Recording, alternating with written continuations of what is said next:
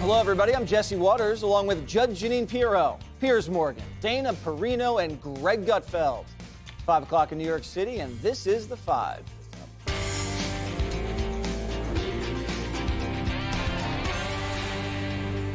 President Biden completely bombing in his first news conference since Hamas carried out their barbaric terror attacks against Israel. The president's sounding out of breath and could barely muster up the energy to give Israel a passionate defense. The big news right now is that Israel has reportedly agreed to delay their invasion of Gaza so that the U.S. can rush missile defenses to the region to protect U.S. troops there. But Biden says it wasn't me.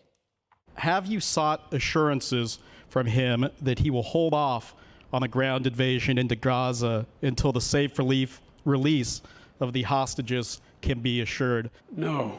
What I have indicated to him is that if that's possible to get these folks out safely, that's what he should do. It's their decision. But I did not demand it. I pointed out to him, if it's real, it should be done. Obviously, they're in jeopardy. The question is whether or not there's any way of getting them out. If we can get them out, we should get them out. Biden also playing the both sides card. The president lecturing Israel, a country whose men and women and children were just brutally butchered by terrorists. Israelis and Palestinians equally deserve to live side by side in safety, dignity, and peace.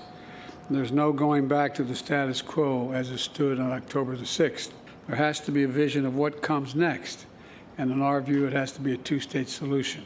And one more word on this.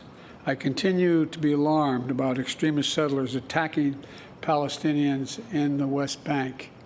That pouring gasoline on fire is what it's like. They have to be held accountable, and it has to stop now.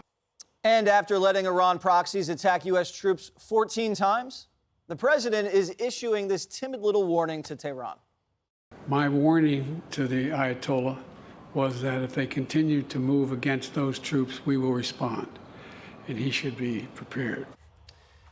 All right, Judge Janine, how do you think the commander-in-chief projected himself today in the Rose Garden? One word, weak. If they can, we've had 14 separate assaults, 24 military people injured, a contractor died of a heart attack.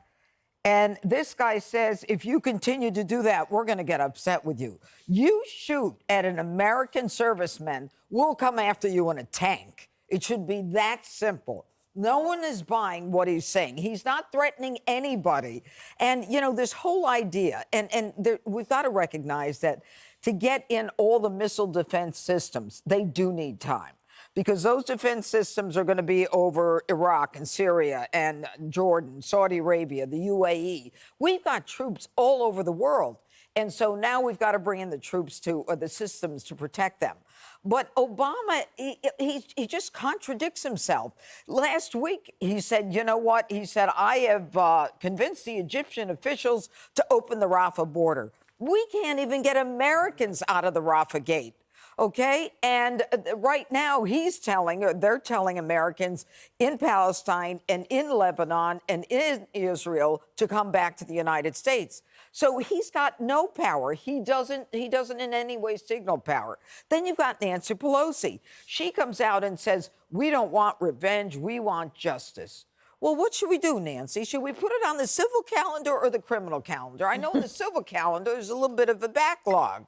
I mean, this is war. You put on your big girl pants and you understand that you fight the enemy. There will be civilian casualties. Hamas is waiting for us to go into the territory. This is a kind of war that no one has ever waged. Fallujah, Mosul are not like this. This is something that we've got buildings above ground, we've got fights on ground and fights below the ground. And what we know right now is that Hamas is putting the Palestinians out there as pawns. Because just as they said, the hostage said, oh, it's air conditioned in the tunnels, they have doctors, medics, it's clean, we had food, we have fuel. They don't have hospitals in Palestine because Hamas won't give them the fuel that they obviously have. So this is all a PR war, but in addition to that, it's a real war, and Biden better get in there and start fighting it. What do you think of the president today? Well, he doesn't instill a lot of confidence. Let's put it politely. I completely concur with you. the commander-in-chief of the United States in situations like this, when a bunch of Americans, by the way, were also killed on October the 7th, they've already been actually killed in a proxy way by Iran. I mean, Iran are funding Hamas. It was clearly a massive operation they put on.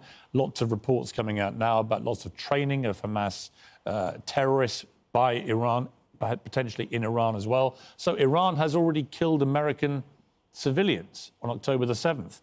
And you look at Joe Biden and you look at somebody and you think, is this a guy that's actually going to go through on what he's saying?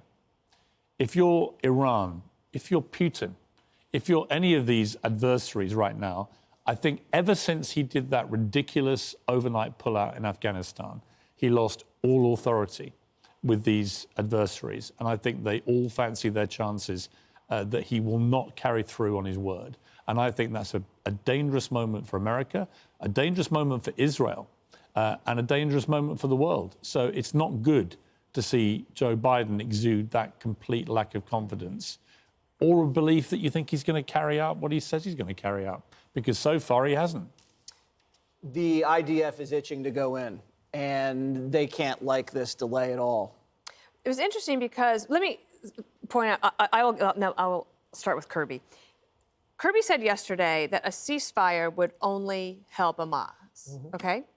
But then, how is that not the same thing as a humanitarian pause, as Pelosi is calling it, or delaying the ground war? To me, then that is just helping Hamas. So I think Kirby is right. Kirby is a military guy. Kirby knows.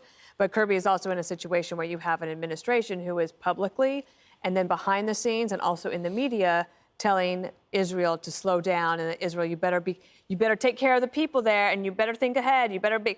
And meanwhile, they're still counting the dead.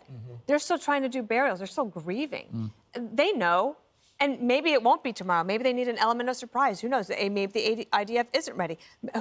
I don't know all of those things, but I do think that the pressure that the administration is putting on in these ways feels a little gross to me. The one thing the president did today that I thought was very good is he was asked about the death toll in Gaza, citing Hamas statistics, and he said, I have no confidence in the number that the Palestinians are using. Good. That is very helpful, very useful. And guess what?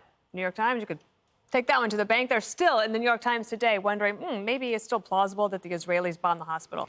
It's preposterous. The last thing I would say is I thought it was jarring and horrific that today the leaders of Hamas, Hezbollah, and the Palestinian Jihad are all meeting in Beirut, and there's pool coverage.